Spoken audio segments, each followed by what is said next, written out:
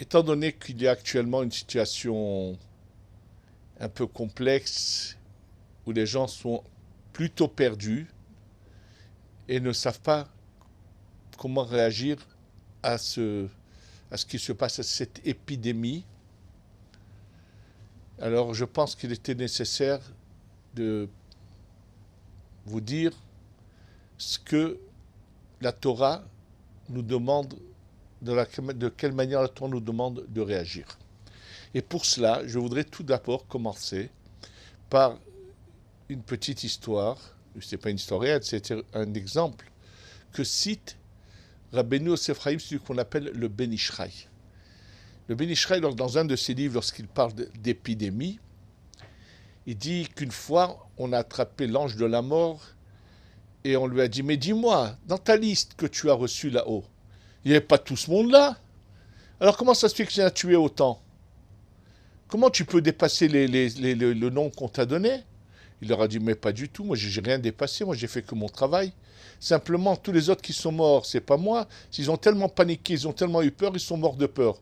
Moi j'ai tué que les gens que je devais tuer, mais eux, les autres sont morts par leur peur et la frousse qu'ils avaient, la panique qu'ils ont eue. Alors je crois que c'est très important aujourd'hui qu'on dise aux gens, ça suffit de paniquer, et on va le voir que ce n'est pas moi qui vous le dis, c'est la Torah qui vous le dit. Alors je vais d'abord avant tout vous citer la Gemara dans Masechet Brachot, donc dans le traité de Brachot, page 33, verset 1. La Gemara, je vous lis les mots et les traduis pour que vous voyez bien que c'est mentionné mot à mot ce que je vous dis. Tanu Rabbanan, nos sages nous ont enseigné. Maase bemakom echad, un événement qui s'est passé dans un certain endroit. Shehaya Harod.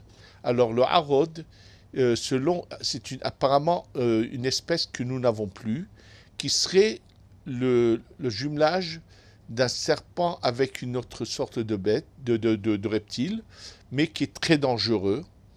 Et c'est quelque chose qui n'existe plus de notre temps, puisque lorsque quelqu'un a été piqué par un harod, c'est le nom qu'il est donné dans la Gemara, la seule moyen d'en sortir, ça va vous paraître très bizarre, c'est que si la personne trouve de l'eau et met son pied dans l'eau avant que le harod aille vers de l'eau, alors lui sera guéri et le harod va mourir. Ça paraît plus qu'invraisemblable, mais c'est un fait raconté, réel qui s'est passé. Et la Gemara de dire la chose suivante, que donc il y avait un harod, oui, et Vehaya Mazik et Beriot. Ça veut dire que les gens, quand ils passaient, puisque les routes n'étaient pas des routes comme les nôtres, c'était des chemins de terre, et des fois il y avait un trou, et les gens en passant, ils mettent leurs pieds, rentraient dans le trou, et s'ils rentraient dans ce trou, le harod les mordait, et les gens tombaient morts. Donc, ça a commencé à se répandre qu'il y a un endroit, et les gens, c'était un lieu où les gens passaient et il n'y avait pas les informations comme aujourd'hui. Donc, à chaque fois que des gens qui ne connaissaient pas ce problème passaient par là, il y a eu donc une forme d'épidémie, de mort de cela.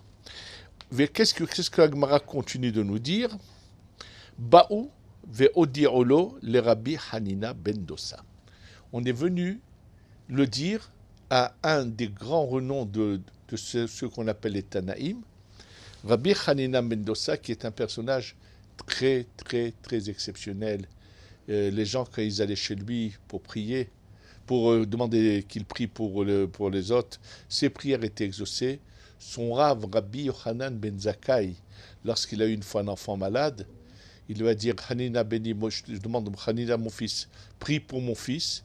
Hanina, Rabbi Yochanan ben Dosa se baisse la tête, fait une prière, et l'enfant de Rabbi Yochanan ben Zakkai guéri sur le champ. C'est dans Maseret Brachot d'Aflamedeh, ceux qui voudront le voir, c'est page 35.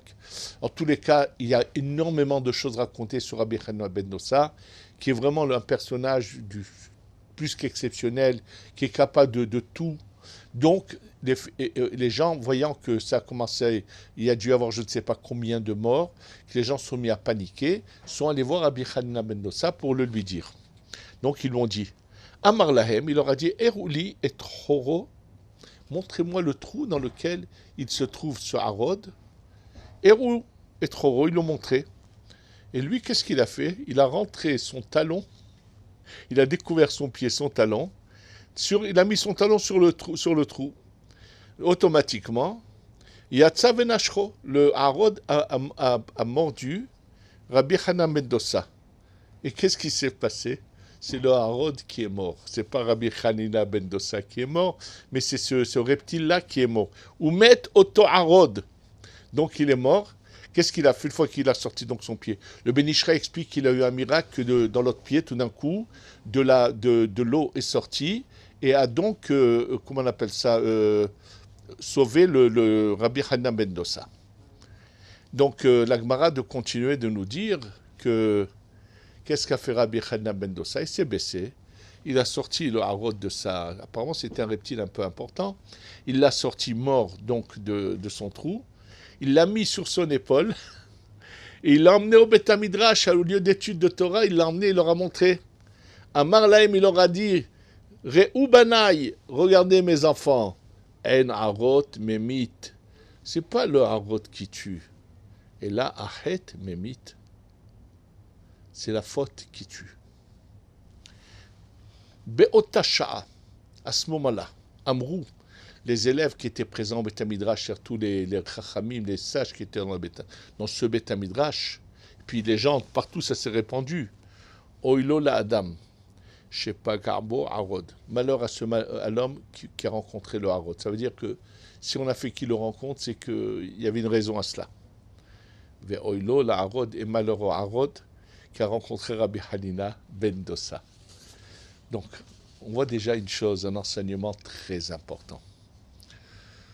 Cet enseignement, on le trouve aussi ailleurs dans la Gemara, lorsque, dans la génération du désert, il parle du Lashon Hara, de médisance, et à ce moment-là, des serpents vénéneux sortent, les tuent, et là, on va voir quelque chose de très spécial. Le Chafetz Chaim explique pourquoi c'est de cette manière-là qu'on enraye l'épidémie.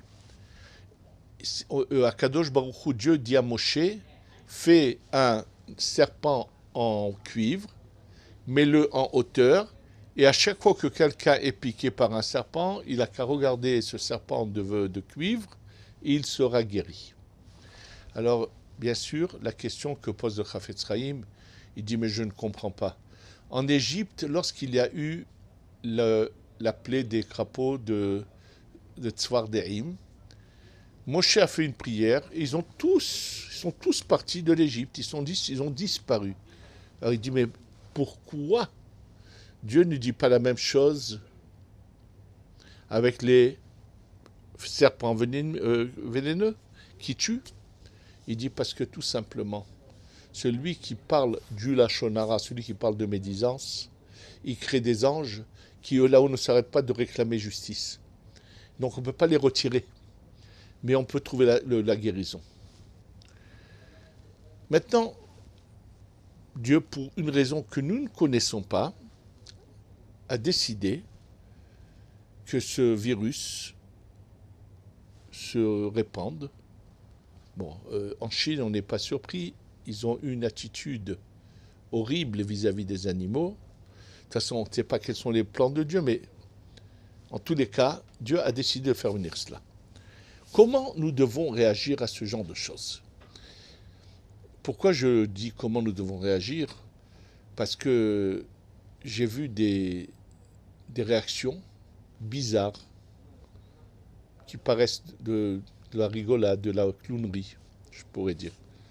Par exemple, à Bnei Brak, entre guillemets, un petit rabbi, je dirais entre guillemets, le jour de Tou Bishvat, qu'est-ce qu'il a trouvé comme stupidité et idiotie à faire?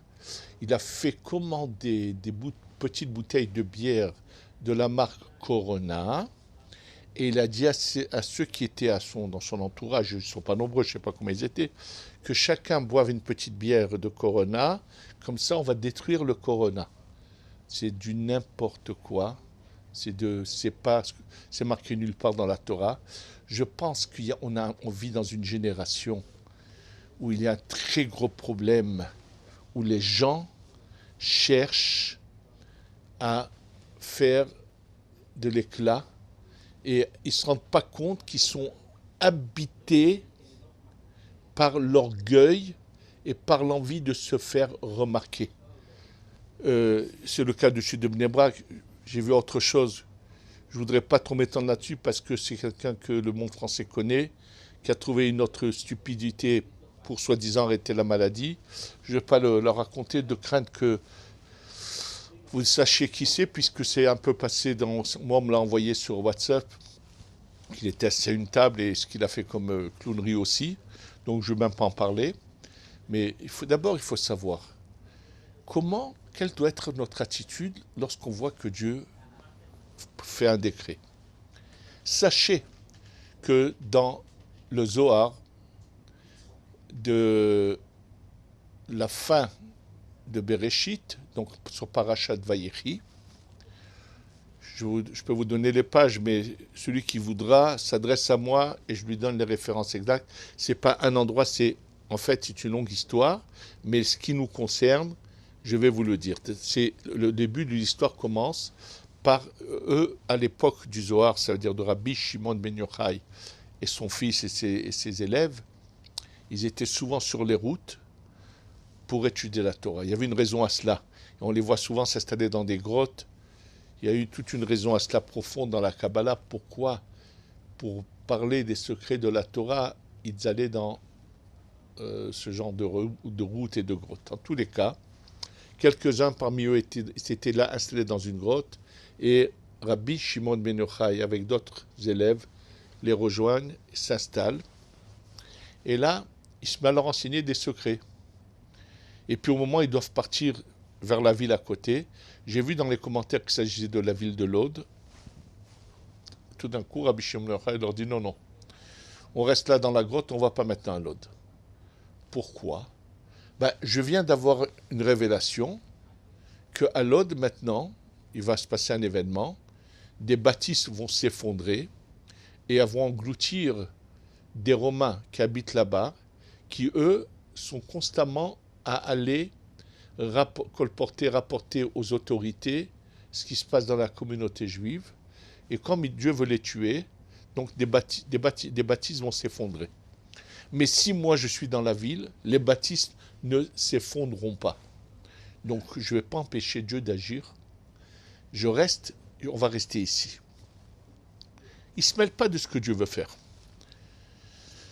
Et ils se mettent à rester je ne sais pas combien de temps. Et donc de nouveau le Zohar écrit les enseignements qu'il leur a transmis pendant cette journée, je ne sais pas combien d'heures ça a duré, si c'est une journée ou moins, en tous les cas, le temps où il leur a dit on reste là, il leur a donc fait un enseignement, et finalement, là, après cet enseignement, le Zohar raconte qu'ils arrivent dans la ville, et effectivement, les bâtisses se sont effondrées, mais il n'y a pas eu que des Romains, il voit aussi d'autres juifs de la communauté qui sont morts dans l'effondrement de ces bâtisses. Et là, on voit bien que Rabbi Shimon ben Yochai ne se mêle pas de ce que veut faire Akadosh Baruch Hu. On a quelque chose de semblable également qui est ramené dans le Me'am Lo'ez, livre très connu, qui ramène dans Parashat Kitissa la force de ce texte qu'on appelle les Kétoret, les encens, qu'on connaît des encens.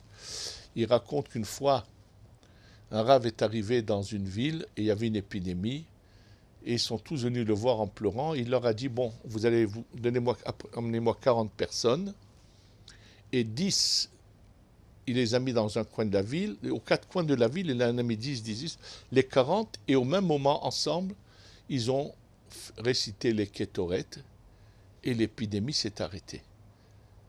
Tout de suite, ceux qui étaient malades se sont arrêtés de mourir. Il n'y avait plus un seul mort. Après avoir resté les Kétoret, hop, la mort de l'épidémie s'est arrêtée clairement. Donc tout le monde est venu pour l'endroit où se trouvait le rave, et tout d'un coup, le rave se couche sur la table, sa tête sur la table, et à un moment donné, il relève la tête, il leur dit, vous ne savez pas qu'au ciel, on m'a grondé? On m'a dit, Dieu, il a envoyé cette épidémie parce qu'ils ont mal agi. Toi, tu viens, tu arrêtes l'épidémie. Et alors, à quoi ça va servir? S'ils ne font pas teshuva, s'ils ne regrettent pas leurs mauvaises actions, Alors les gens en entendant cela, bien sûr, ont eu du regret et ils se sont rapprochés de Dieu. En ce qui concerne les Kétoret, je peux vous dire qu'il s'est passé un événement semblable. Il y a seulement quelques générations au Maroc, dans la ville de Fès. Mon père est né à Fès, et je l'ai entendu de sa bouche, mais si j'ai lu, c'était ce qu'il m'a dit est connu, que le père de mon père, donc mon grand-père, qui s'appelle Makhlouf, c'est un nom qui était donné, en général, quand un enfant naissait après la mort de certains de frères à lui ou des frères. Le cas de mon grand-père, il est né après que 5 de ses frères aînés sont morts dans une épidémie qu'il y a eu à Fès. Donc moi, ça, c'est ce que j'ai entendu de la bouche de mon père.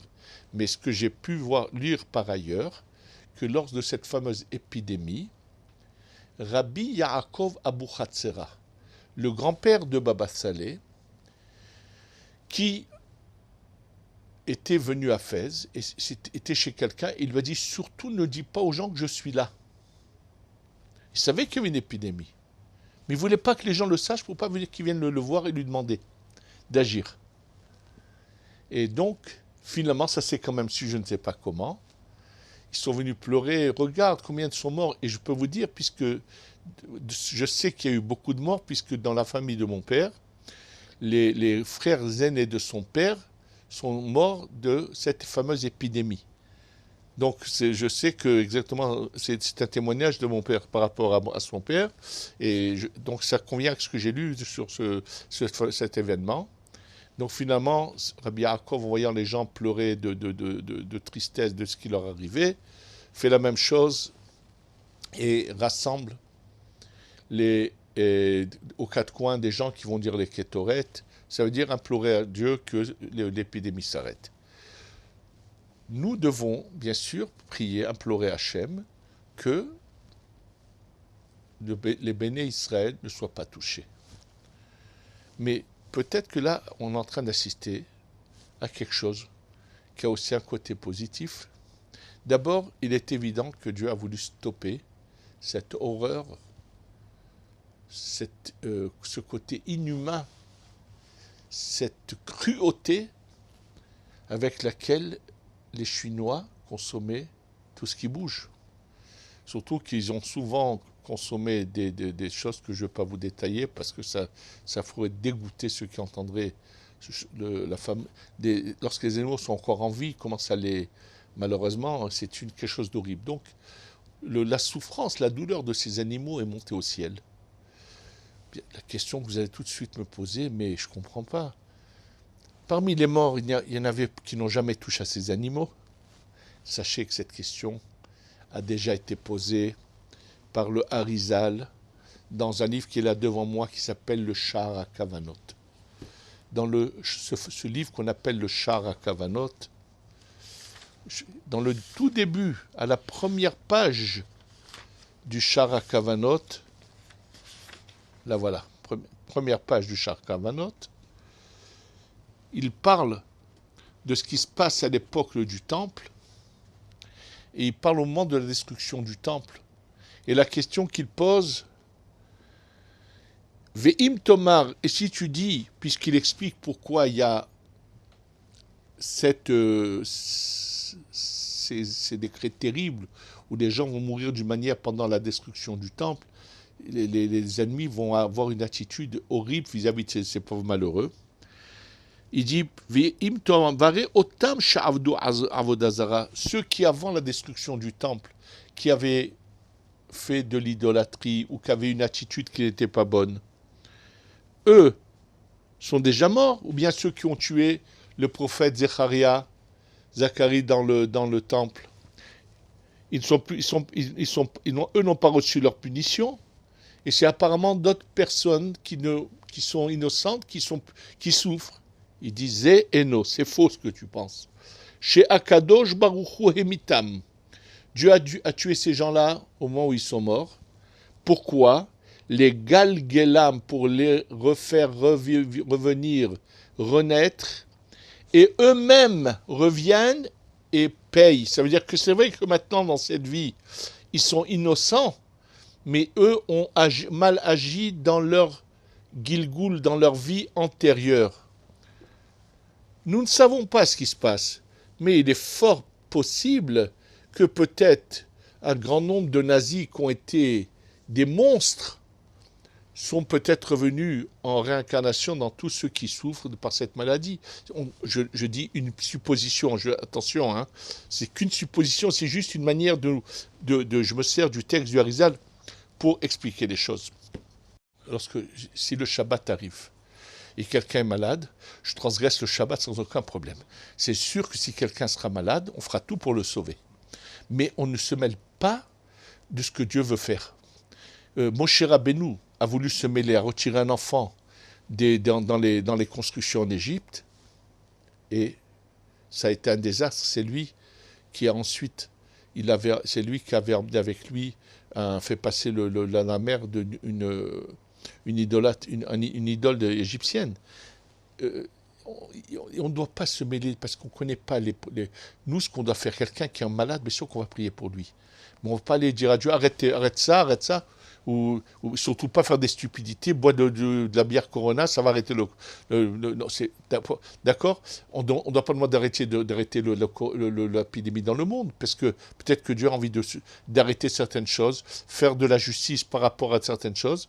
Ce qu'on doit demander, c'est que tous ceux qui sont liés à Dieu, qui ont la Emouna, je ne parle pas seulement de juifs, tout celui qui s'adresse à nous et qui demande qu'on prie pour lui, bien sûr qu'on priera. Vous savez, j'ai un téléphone, et il n'y a pas longtemps, une femme de Paris qui est d'origine musulmane a reçu par un juif mon nom et m'a demandé de prier pour elle parce que son ami l'a quittée. Et je l'ai réconforté et je lui ai dit que je prierais, et grâce à Dieu, elle m'a fait savoir qu'il a commencé à revenir. Bien sûr que tout celui qui s'adresse à nous, qui croit en Dieu, on doit l'aider. Mais on ne va pas au-devant de Dieu en lui disant arrête de faire ça ou arrête de faire ça, c'est tout. En attendant, ceux qui ont toujours cherché notre destruction, par exemple l'Iran, il faut savoir que chez eux, ils ne filtrent pas beaucoup d'informations, mais de ce qu'ils ont déjà eux-mêmes avoué, le microbe est en train d'agir là-bas, et il y a des morts, il y a beaucoup de gens malades, et surtout, les seuls qui empêchaient que leur économie s'effondre totalement, c'étaient les Chinois, puisque eux ne faisaient pas cas de l'embargo américain. Or, les Chinois aujourd'hui sont en problème, et donc on ne sait pas l'évolution des choses, mais vous pouvez être sûr qu'aujourd'hui, les Iraniens, au lieu de faire la course à la bombe atomique, actuellement, ils sont plutôt soucieux d'arrêter l'étendue de cette épidémie. Les jours qui viendront nous diront finalement ce qu'il en est, mais nous ne connaissons pas la volonté de Dieu, pourquoi et comment. Par contre, on m'a appelé la semaine dernière des gens sérieux qui m'ont dit, écoute, dans tous les lieux d'études de Mekoubalim, on va tous s'unir un jour précis, on va chacun dans son lieu d'étude organiser des prières pour que le peuple d'Israël, où qu'il soit protégé de cette maladie. C'est une bonne initiative. Ils ont choisi comme date le 7 Adar et le 13 Adar. C'est une initiative bénéfique et très bien, mais il ne faut surtout pas paniquer. Il faut se rappeler une chose, que celui qui va dans la bonne voie, qui implore Dieu, peut être tranquille. Et bien sûr, je ne dis pas aux gens d'aller au cœur de l'épidémie. C'est faux. On ne va pas au-devant de la maladie, mais il ne faut pas non plus paniquer. Des gens, par exemple, qui devaient voyager pour un mariage en France, je leur ai dit de voyager quand même. Et il faut quand même pas, même qu'en France, ça commence à être le deuxième pays après l'Italie, à ce qu'il y ait le nombre de gens qui ont été touchés par la maladie. Mais je pense qu'il faut arrêter la panique et se renforcer. Et nous sommes dans un mois de miracles. Il va se passer des choses, on ne sait pas comment, mais Dieu saura à qui envoyer la guérison, à qui l'a donné, à quel moment arrêter cette épidémie. Nous prions que nous ne soyons pas touchés et que Dieu protège tout le peuple d'Israël où qu'il soit. Amen, ve Amen. Maintenant, deuxième point très important, puisqu'on est dans ce mois de Hadar, on va parler de choses de joie plutôt. Il est dit que lorsque le mois de Hadar commence, Marbim be Simcha, il faut augmenter la joie. Et là, que ça veut dire être joyeux? Qu'est-ce que cela veut dire, la joie? Alors, bien sûr, j'ai déjà eu plusieurs cours là-dessus, pour les trouver, que lorsqu'on se rapproche de Dieu et qu'on sait que tout vient de lui, finalement on vit en sérénité.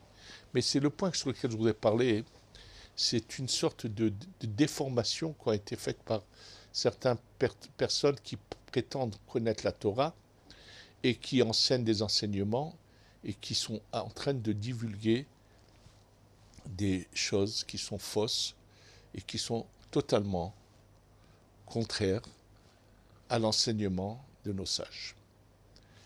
J'ai entendu, par exemple, par hasard, parce que c'était une personne qui est Baal Tshuva, qui est revenu au judaïsme et qui avait été choquée par ces paroles qu'elle avait entendues et m'a appelé en me demandant « Est-ce que c'est vrai cela ?» Qu'est-ce qu'on aurait dit? Moi, je n'ai pas entendu ce genre de personnage, mais les propos qu'on m'a cités de leur part, si tu n'es pas dans la joie, ne fais pas tes prières, parce que si tu fais des prières, tu auras des malédictions. Alors pourquoi, d'où vient cette ânerie, cette stupidité, cette déformation de la Torah, étant donné qu'à la fin du livre de Devarim, là-bas, on parle que Dieu parle que si on se conduit mal, il ramène toutes les malédictions, il est dit, et la raison pour laquelle, vous n'avez pas servi Dieu dans la joie avec tout le bien. Alors attention, là vient la déformation. Rachi dit attention, Dieu t'a tout donné, tu ne manques de rien, mais tu fais malgré toi les choses, tu n'as aucune envie d'aller faire tes prières, tu n'as aucune envie de faire le Shabbat, c'est un calvaire pour toi de le faire, et alors que tu ne manques de rien, Dieu ne veut pas des gens qui le servent de cette manière-là. Ça, c'est Rashi. Et si on va, selon le commentaire de Rabbi Haïm ben Attar, celui qu'on appelle le Orahem Akadosh, lui dit que ces malédictions sont pour celui qui, parce qu'il n'a aucune joie à faire les midot, il ne les fait pas. Alors, je voudrais expliquer quelque chose de très important. Contrairement à ce qu'ont pu dire ces gens-là, il y a différentes situations. Il y a la mélancolie. Il y a des personnes qui ne sont pas dans la mélancolie, mais qui ont le cœur brisé. Ils ne sont pas dans la joie non plus. Ils ne sont pas mélancoliques, mais ils ont le cœur brisé. Or, le cœur brisé, le roi David dit bien « Lev nishbar venitke, Elohim lotivze ». Celui qui a le cœur brisé, Dieu l'écoute et ne repousse pas ses prières. Déjà, pour vous dire que des choses stupides ont été dites, je vais vous citer ce que le Zohar dit aussi au niveau de la prière. Le Zohar fait remarquer que sur 4 personnages a été dit le mot Tefila, prière. Tefila les Moshe, la prière de Moshe. Tefila les David, la prière de David. Tefila la Habakouk, la prière de Habakouk. Mais celle de Habakouk, le Zohar dit qu'elle ne ressemble en rien à ceux dont on vient de parler, de Moshe et de David. Il s'agit d'autre chose. Par contre, il y a encore un endroit où c'est marqué, dans les Télim, Tefila le'ani, la prière du pauvre, celui qui est du misérable. Bon, alors le Zohar d'expliquer quelle est la particularité de la prière de Moshe par rapport au personnage, d'expliquer la grandeur qu'a Moshe. C'est pour ça que le mot Tefila le Moshe lui a été juxtaposé à son nom. Ça veut dire que lui a eu dans son domaine quelque chose de très particulier, à faire une prière qui le concerne. Pareil pour David. Et en quoi s'agit-il quand on parle de la tefila du Hani du misérable, du pauvre. Il s'agit de quelqu'un qui a des enfants et n'a pas de quoi leur donner à manger. Il dit à Kadosh Baruch Hu, comment tu veux que je voie mes enfants affamés et tu ne me donnes pas ce qu'il me faut pour eux? C'est-à-dire s'il fait une sorte de pas un combat, mais il vient, il implore à Kadosh Baruch Hu, regarde dans quelle situation je suis. Il n'est pas en train de danser ni de chanter, il est en train de souffrir. Et le Zohar dit que la tfila du Hani, de ce malheureux qui dit à Hachem, mais regarde dans quelle situation je suis, sa prière est plus grande que celle de Moshe, que celle de David. Qu'est-ce qu'il est dit dans le Tehillim? Tefila la Hani ki ya'atof. C'est-à-dire, il y en a plein qui font la prière, mais leur prière elle n'a pas pu décoller, elle est restée là parce qu'ils la font n'importe comment. Et voilà que ce malheureux, ce misérable qui est dans la souffrance, et qui dit à Kadosh Baruch Hu, qui implore Hachem de tout son cœur, qu'est-ce que fait Kadosh Baruch Hu? Cette fila de Hani, elle va envelopper toutes les prières et les faire monter. On est donc dans le Zohar, on est là devant un personnage qui n'est pas dans l'allégresse, et pourtant c'est sa prière qui enveloppe toutes les autres et les fait monter. Quelqu'un qui souffre, il a un problème, alors on doit le remonter, le renforcer, et bien sûr l'aider à surmonter son épreuve, lui dire ne désespère pas. D'ailleurs, on peut l'apprendre de l'enseignement qui se trouve dans le traité de Brachot, où il est dit qu'il faut remercier, admettre ce que Dieu fait même quand il y a des souffrances. De la même manière que lorsqu'on on reçoit de belles choses et on est content, on remercie Dieu, on lui dit oui, merci à Dieu, et on dit la bracha Baruch, Hatov Vametiv, celui qui est bon et qui fait du bien. La Gemara ne dit pas que celui qui a une souffrance va faire la même bénédiction. Elle ne dit pas de dire Hatov Vametiv, merci Dieu du bien que tu m'as fait. C'est la déformation qui a finalement été faite par ces gens-là. Non, il n'y a pas de Baal, tu es que dans le bien. C'est faux. La Gemara dit bien, la Mishnah dit que c'est une autre forme de Beracha qui est la suivante, Baruch Dayan Haemet.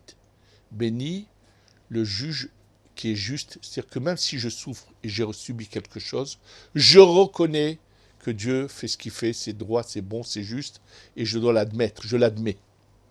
D'ailleurs, le Rambam se pose la question dans ses halachot. Quelqu'un qui passe un moment difficile, mais il voit que de cette difficulté va sortir quelque chose de positif après. Quel genre de bénédiction doit-il faire? Et le Rambam il dit, il fait la baracha, la bénédiction de Dayan Haemet, puisque actuellement il souffre, c'est cette bénédiction. Il n'est pas dit qu'il doit chanter ou danser, il est juste dit qu'il doit reconnaître et admettre que c'est Dieu qui l'a voulu et l'admettre. Maintenant, à la suite de cette Mishnah, Rabbi Akiva dit, Yeragil, habitue-toi à dire que tout ce que Dieu fait, c'est pour le bien. Ça veut dire que même si actuellement, tu vois, tu as une épreuve, tu as des moments difficiles, mais si tu reconnais que finalement, au fond de cela, il y a quelque chose de bon qui va te sortir, que Dieu te veut que du bien, ça sortira en bien. Et là, Gemara, bien sûr, de raconter un événement avec lui-même Rabbi Akiva, où qu'il ne trouve pas d'hospitalité dans une commune, dans une communauté, même en payant, qui est obligé de dormir en dehors de la ville, dans les champs, et il lui arrive 3 petits incidents qui l'embêtent. Sa lampe s'éteint, son coq est dévoré par un renard, son âne est dévoré par un lion. Ça lui manque, il a une souffrance. Mais il dit tout ce que Dieu fait, c'est pour le bien. Finalement, il s'aperçoit que grâce au fait qu'il n'était pas dans cette communauté, une troupe de Romains rentre dans la communauté, fait un désastre là-bas. Donc il a été sauvé. Mais sur le moment, il n'était pas en train de danser et chanter. Il faut le savoir, c'est pas ça ce qu'on nous dit. Donc il ne faut pas déformer les choses. Celui qui ne manque de rien, qui est tellement attaché à la matière, que ça le barbe d'aller à la synagogue, ça l'embête de faire les choses, bon, lui, il a un problème que Dieu n'accepte pas, et c'est de ça que la Torah parle. Mais on ne nous demande pas de jouer de la comédie. L'homme a des régachotes, a des sensibilités. Un homme normal, on le voit au niveau de Avraham Avinu, lorsqu'il emmène son fils en sacrifice, c'est marqué Ayin bocha velev sameach. Ses yeux coulaient de larmes, mais son cœur était joyeux parce que lui était capable de dire si Dieu me l'a demandé, c'est quelque chose de bien, et de l'admettre, mais n'empêche que ses yeux pleuraient. Il n'était pas en train de rigoler, ni de danser, ni de chanter. Il a fait ce que Dieu lui a demandé, et c'est marqué Ayin bocha, ses yeux pleuraient, velev sameach. Maintenant, comprendre que si on sait s'adresser à Kadosh Baruch Hu, on peut tout avoir, même dans les moments les plus difficiles, et si on le ressent vraiment. Et je vais vous raconter une histoire authentique qui s'est passée il n'y a pas très longtemps ici à Jérusalem. Dans un kollel, il y avait un kollelman qui mariait avec des enfants, qui n'avait pas sa maison, qui était en location, et le propriétaire lui a demandé de quitter les lieux pendant je ne sais pas combien de temps. Il s'est mis à chercher des locations, impossible à trouver. Étant donné qu'il n'a pas de fiche de paye, il n'a pas trouvé de gens qui voulaient lui louer. Les jours approchaient, et là, il s'est mis vraiment à voir qu'il ne savait pas quoi faire. Et il décide, au lieu d'aller au kollel, de s'absenter. Il va au mur de lamentation, au kotel. Et là, il se met à prier, et il ne peut pas se retenir, il se met à pleurer. Il est dans une situation qui le fait pleurer. Et il prie, il lit ses télim en pleurant. Pendant qu'il est en train de lire ses télim en pleurant, il y a quelqu'un qui s'approche et qui lui tape sur l'épaule, qui lui dit « Slicha, excuse-moi, peut-être que je pourrais t'aider ». Il le regarde, il lui fait comprendre que « Merci, laisse-moi faire ma prière ». Gentiment, l'autre il insiste « Non, mais écoute, dis-moi, peut-être que je pourrais t'aider ». Mais il insiste tellement qu'il est dans l'embarras, par politesse. Il voit que cette personne insiste, alors il lui dit tu veux le savoir, voilà ce qui se passe. Il lui dit je peux t'aider. Il dit ah bon, oui, tu veux, viens avec moi tout de suite, je t'arrange tout de suite ce problème. Oui, viens avec moi, j'ai une voiture, elle n'est pas loin, viens. Et il l'emmène tout de suite chez quelqu'un qui s'occupe de location de maison, d'achat, de vente, ce qu'on appelle dans la langue hébraïque un métavers, un courtier, quelqu'un qui fait ce métier, que ce monsieur connaît. Il lui dit écoute, je te demande de trouver à cette personne tout de suite une location. Il n'y a pas de problème c'est moi qui la paye. Hein. Tu lui trouves tout de suite une location pour quelques mois et cherche-lui tout de suite un appartement qui lui convienne par rapport à sa famille. C'est moi qui l'achète. Il ne peut pas le croire. Il est parti, voilà, au kotel, il a pleuré, il a prié, et il a été exaucé tout de suite. Alors, quand il revient finalement au kollel le lendemain ou l'après-midi, puisqu'il était absent, et puis quelques-uns de ses amis savaient son problème, ils le voient rentrer content, Baruch Hashem, Baruch. Il dit, qu'est-ce qu'il y a? Il leur a dit, écoutez, je suis allé au kotel pleurer, prier, parce que la situation était vraiment terrible, je ne savais pas comment m'en sortir. Et bien voilà, Dieu m'a écouté, grâce à Dieu, merci mon Dieu, il raconte ce qui s'est passé. Naturellement, plusieurs des kollelman qui ont peut-être des petits problèmes aussi, ils ont décidé d'aller tous les jours au kotel. Bon, ils sont allés 1 semaine, 2 semaines, et puis rien ne se passe. Bon, à la fin, ils abandonnent, et puis ils reviennent au kotel normalement. Mais il y en a un qui a décidé qu'il fallait qu'il pose la question. Je crois qu'il l'a posée au Rosh Kollel, à celui qui était à la tête de ce kollel, et il lui a dit Kvod Harav, je voudrais te poser une question. Tu sais ce qui s'est passé avec tel kollelman? Il lui dit oui. Il est allé au kotel et oui, bien sûr. Eh bien, sache que moi et celui-là, on est pendant 2 semaines, on est allé, 1 semaine ou 2, je ne sais pas, je ne peux pas dire le temps exact, au kotel, et rien ne s'est passé. Pourquoi lui a été exaucé, nous non? On dit, mais c'est simple. Lui, lorsqu'il est allé au kotel, il est parti chercher Dieu au kotel. Il va parler à Dieu. Vous allez au kotel pour trouver un donateur. C'est ça votre erreur. Donc, on est de nouveau présent que si on cherche Hachem, il est là dans nos cœurs. Il faut savoir lui parler. On peut avoir le cœur brisé, il écoutera nos prières. La mélancolie, c'est autre chose qu'il faut éviter.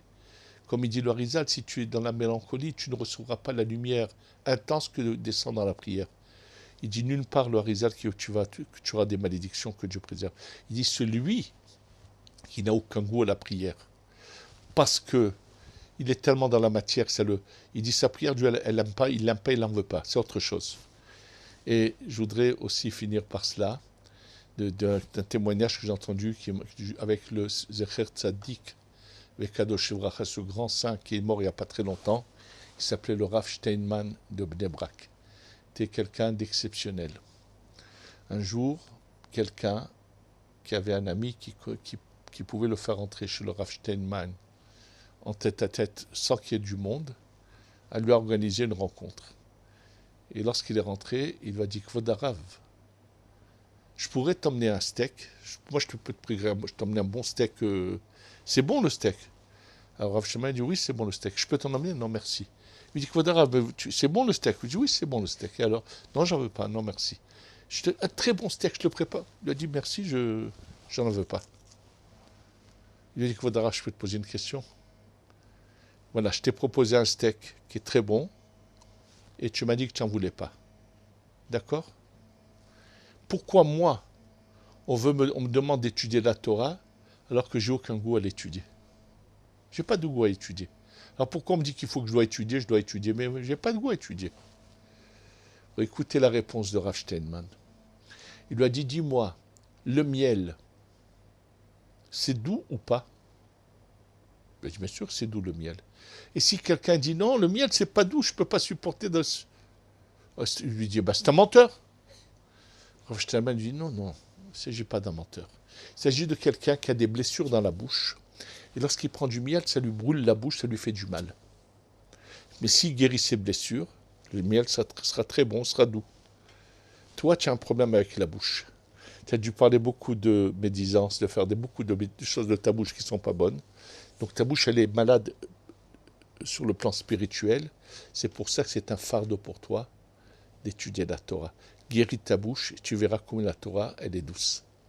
Qu'Hachem nous aide à guérir notre bouche, sentir la douceur de la Torah. Qu'Hachem nous donne la joie, qu'on le serve dans la joie et qu'on n'ait pas d'épreuves. Mais si on en a, qu'on sache se renforcer. Et que Hachem protège son peuple de tout mal. Et que ceux qui nous veulent du mal, qui voulaient nous détruire, c'est eux qui seront détruits les premiers. Amen, ve Amen. Un mois plein de joie pour toute l'année. Le mois de Hadar, qui est un mois qui nous amènera à la réjouissance, à l'harmonie, au bonheur. Qu'Hachem nous le donne. Amen.